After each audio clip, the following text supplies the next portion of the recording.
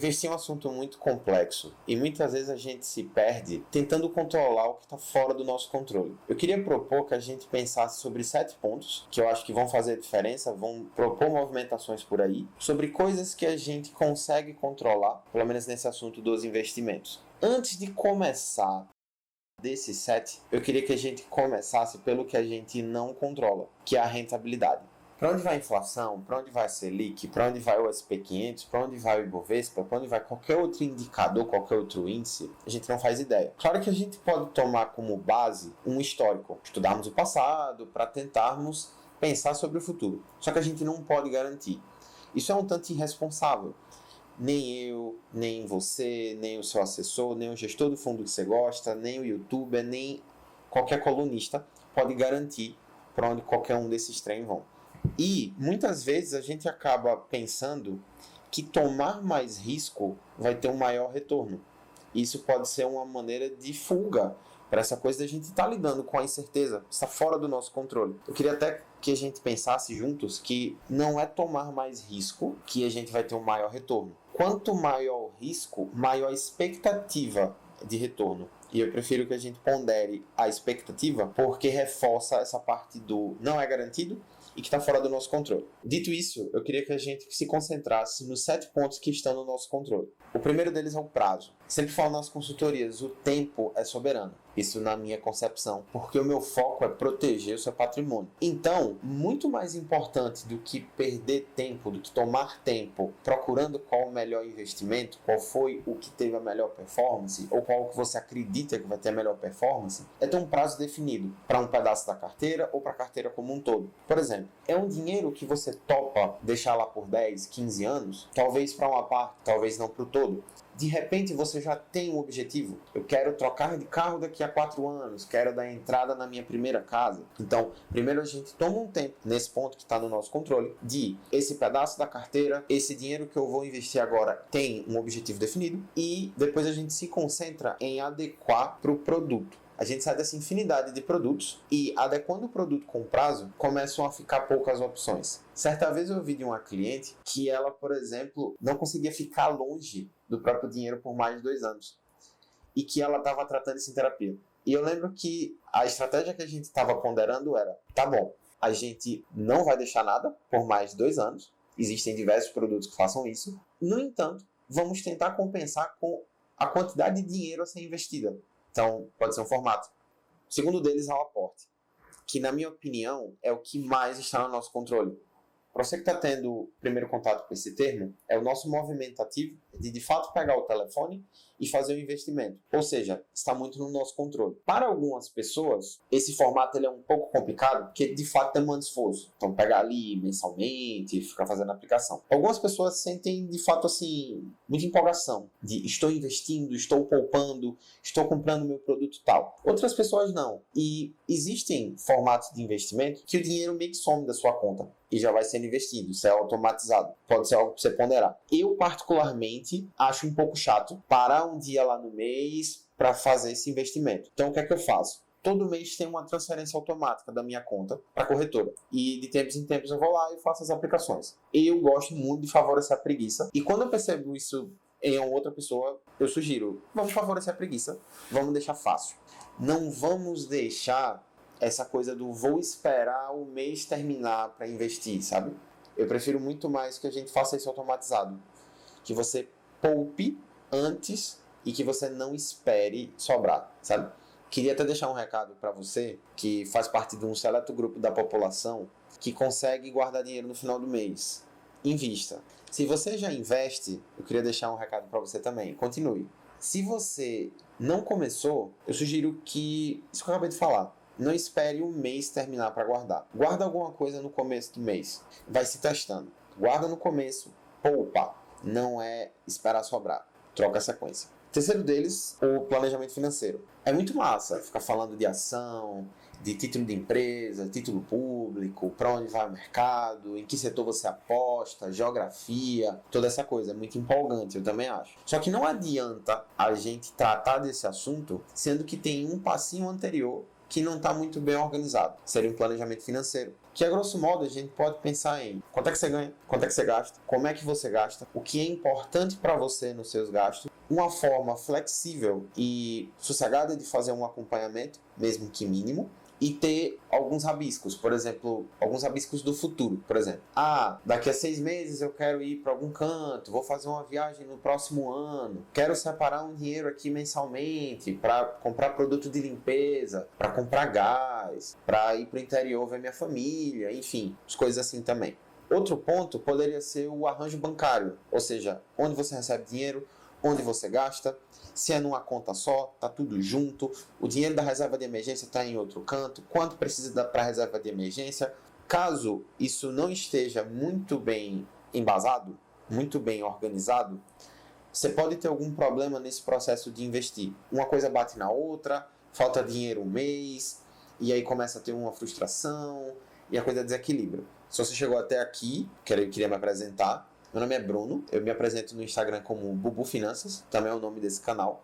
Eu sou planejador financeiro e consultor CVM, posso te ajudar nesse ponto. E queria também lembrar de uma frase de um colega, que eu não lembro qual foi o colega, se você estiver vendo esse vídeo, por favor, se apresente. Era que um planejamento nota 6 que funciona na vida, ele é melhor do que um planejamento nota 9 que dura 2 semanas. Então é a gente focar no básico, a gente seguir caminhando. Alinhado ao planejamento financeiro, entra o nosso próximo ponto, que são objetivos claros. Pense bem, a gente está falando de uma conversa aqui para talvez 20, 25 anos, 30 anos. Não sei quantos anos você tem. E se a gente está falando, sei lá, de um período de 400 meses, 380 meses, a gente vai precisar ter recorrência. A gente vai ter um momento difícil. A gente vai passar por incerteza e talvez você vai duvidar de tudo, vai querer mudar tudo. Facilita muito a gente ter objetivo claro. Que seria, por exemplo, o que a gente falou mais cedo de meio que carimbar o dinheiro. É um dinheiro para trocar o carro, é um dinheiro para minha aposentadoria. Esse dinheiro da aposentadoria eu estou investindo assim assado. Porque possa ser que tenha um momento difícil e você lembre do porquê você está fazendo o que você está fazendo. Se você quiser saber mais sobre o assunto, eu indico qualquer material da Vera Rita. Ela é uma querida e ela fala muito sobre essa parte comportamental, psicologia econômica, economia comportamental. Um exemplo de um objetivo claro. Vou investir pelos meus próximos 35 anos, isso dá mais ou menos 420 meses, mais ou menos um total de R$ 1.500 por mês, e isso seria o suficiente em dinheiro de hoje para que eu tenha uma renda complementar ao INSS de mais ou menos 8 mil, 10 mil reais por mês e uma casa de veraneio. Ou seja, é uma conversa que tem começo, meio e fim, já tem um ritmo delimitado, tem um objetivo a ser alcançado e tem um prazo. Então, é mais ou menos isso. O objetivo, porque você vai focar no meio do processo, na parte que te cabe, fazer os investimentos e seguir repetindo o processo. O próximo, que talvez seja o mais empolgante para mim, porque são os que costumam dar um maior choque quando eu estou conversando com outras pessoas, são os custos, as taxas. E essa parte é muito empolgante porque a gente consegue ver os custos. Então, quando você pega lá o material do fundo de investimento, está exposto lá. A taxa é de X% e possivelmente um bônus. Queria até citar uma frase desse livro aqui, do John Bogle, que é o seguinte: no tocante aos retornos, o tempo é seu amigo, e no tocante aos custos, o tempo é seu inimigo. Eu acho essa frase muito explicativa, porque o tempo é soberano, e termos tempo é um privilégio. Só que no tocante ao quanto a gente está pagando no produto que estamos investindo, os custos são ruins, porque eles vão pesando no longo prazo. E muitas vezes acontece de surgir a conversa, né? Eu pago muita taxa, só que o gestor entrega. E eu sempre fico me perguntando, primeiro, será que essa pessoa de fato conhece o gestor do fundo? Acompanha um podcast, vê as cartas periódicas, vê o que de fato está sendo investido? Não sei. Mas passando dessa camada, qual a probabilidade do perfil do fundo ser mantido nos próximos 20 anos? Ou seja, para que o que foi feito até agora continue sendo feito. Será que, por exemplo, o perfil do fundo ou a forma como o dinheiro está sendo administrado pode mudar nos próximos 20 anos caso o fundo dobre de tamanho, ou seja, tenha mais dinheiro para gerir e a coisa possa sair um pouco do controle? Será que o fundo vai existir nos próximos 20 anos? Isso a gente ponderando para frente. Outra ponderação poderia ser: o gestor entregou até aqui. Então a gente olha um resultado passado no presente. E, por exemplo, será que não tem probabilidade sobre fundos de investimento frente a índices? E sim, existe. Eu queria mostrar na prática aqui, usando 2 documentos. O primeiro deles é esse aqui, ó. Sugiro procurar também sobre, é o Larry Bates, e ele fez esse aqui, o T-Rex Core. Qual é a sacada aqui? Estamos falando de R$100.000 com a taxa de retorno de 6% e uma taxa de administração de 2% ao ano. Que a gente poderia pegar, por exemplo, o que é muito comum aqui no Brasil, o 2,20. 2% de taxa e 20% de bônus sobre o que passar do índice. E a gente vai ponderar isso num período de 10 anos. Então esse aqui é o resultado. Eu gosto muito porque é visual, né? Então, dos 100 mil em 20 anos, aqui a gente consegue ver qual é o retorno e qual a parte que você fica e qual a parte que é paga em taxas.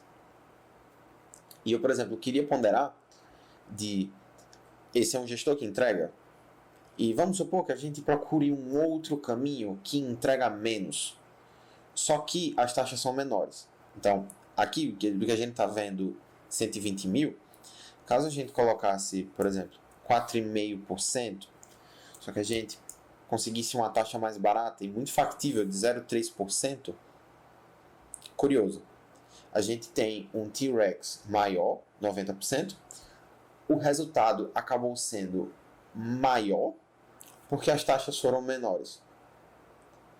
Então, queria novamente tocar nesse ponto. Está no nosso controle procurar custos menores, caso você não saiba o quanto está pagando em cada produto, acho que pode ser uma oportunidade de você sentar e olhar com calma. O quanto está sendo pago, tem performance, qual o objetivo, qual o perfil. E queria só, para a gente ponderar mais um terceiro cenário, de, por exemplo, ao invés da gente pesar tanto a mão de 6 para 4,5%, caso a gente pegasse 5%, e a gente teria um resultado bem melhor do que os outros caminhos. Ou seja, a gente não está focando tanto no retorno, a gente está focando na parte que a gente controla, que são os custos. Isso tende a te dar um resultado melhor. Outro estudo também que eu achei muito bacana quando eu vi, foi do pessoal do ETFs Brasil, que foi e se o Warren Buffett fosse um fundo. Eu particularmente achei esse título muito engraçado, porque está falando do velhinho, né? E o tanto que seria o peso se a gente tivesse essa proporção do 2,20. Então, o Warren Buffett sem taxas e o Warren Buffett com taxa. Eles até fizeram um gráfico aqui embaixo. E esse foi o resultado. 2,20. E é muito curioso pensar que do ganho que foi gigantesco, 86% seria comido com taxa e mais ou menos 14% seria o que de fato ficaria, né? É o paga caro só que entrega. Te convido a pensar sobre isso. O próximo deles é o risco. Muitas pessoas não associam o risco como algo que possa subir muito e que pode descer muito. Às vezes só considera só o que sobe. E é para cima e para baixo. É a probabilidade de subir ou descer. Então é de ganho ou de perda. Isso pode ser pensado de um jeito mais facilitado se a gente pensar. Existem títulos soberanos do governo, títulos públicos, que eles são considerados livres de risco, sem risco, risco zero. Ou seja, você tem certeza. Se, por exemplo, você compra um título que te promete inflação mais 5%, é certeza. Você vai receber inflação mais 5%. Você não tem dúvida quanto a isso. Que isso é diferente de você comprar uma dívida de uma empresa que vai ter essa informação, só que já não é considerado livre de risco, porque a gente tem incertezas do mercado, incertezas da empresa. É diferente de você comprar ações, por exemplo, do Banco do Brasil, que a gente já está falando de uma empresa que agora você tem participação, e que é diferente de, por exemplo, a gente comprar um Ibovespa da vida, que tem 75 empresas lá dentro, ponderados pelo tamanho. Que é diferente também de você comprar um fundo de índice que tem 9 mil empresas ao redor do mundo que investem em dólar, investem em euro, investem em real, investem na China. Eu acho que nesse formato deu para perceber meio que uma escala de risco. Algo que eu sempre falo quando me procuram é que a carteira ela precisa ser vista como um todo. Então, eu tenho o meu patrimônio e eu estou enxergando esse todo. Desse todo, uma parte vai para cá, uma parte vai para cá, outra parte tem um objetivo. Então, a gente vai pensando meio que montando um quebra-cabeça. Só que a gente pensa na imagem como um todo. E o que normalmente acontece é que a pessoa meio que chega com um jogo de Tetris, sabe? Uma coisa aqui meio encaixada, foi um produto que apareceu ali, foi um CRI sensacional que apareceu, um fundo de investimento não sei o que, teve outro produto aqui e esse outro que apareceu acolá. Então fica aquele negócio meio não tão uniforme e um empilhamento de oportunidade. E por último, que está no nosso controle, é o nosso acesso a informações sobre finanças. É o que você acompanha, como você se informa. O tempo, a energia e o dinheiro são recursos escassos e que a gente precisa lidar.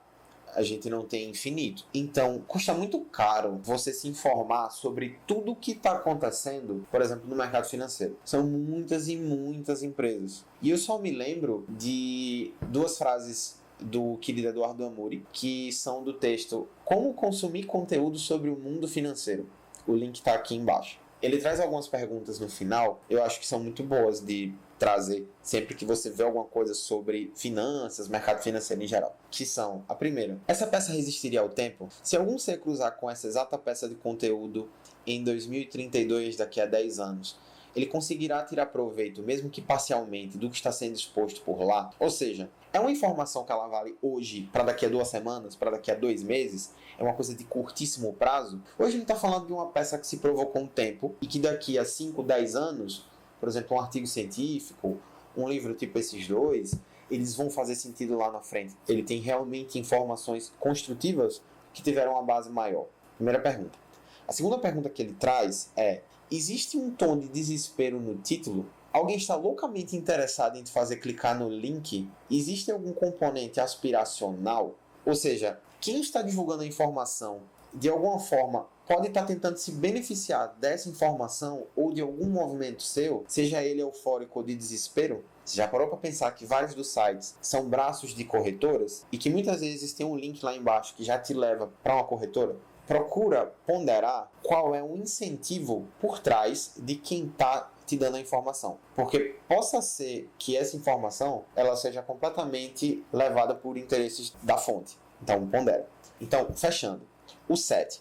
Prazo, o aporte, planejamento financeiro, objetivos financeiros, os custos, o risco e o acesso à informação.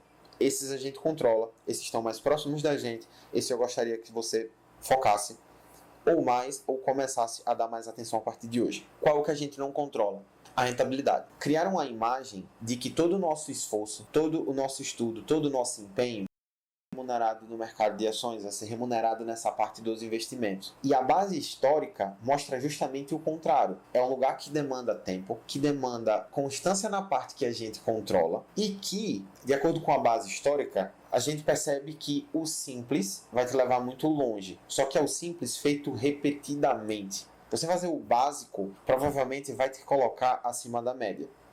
Eu espero que esse vídeo traga muitas reflexões e muitas movimentações por aí. A gente se vê no próximo. Um cheiro e até mais.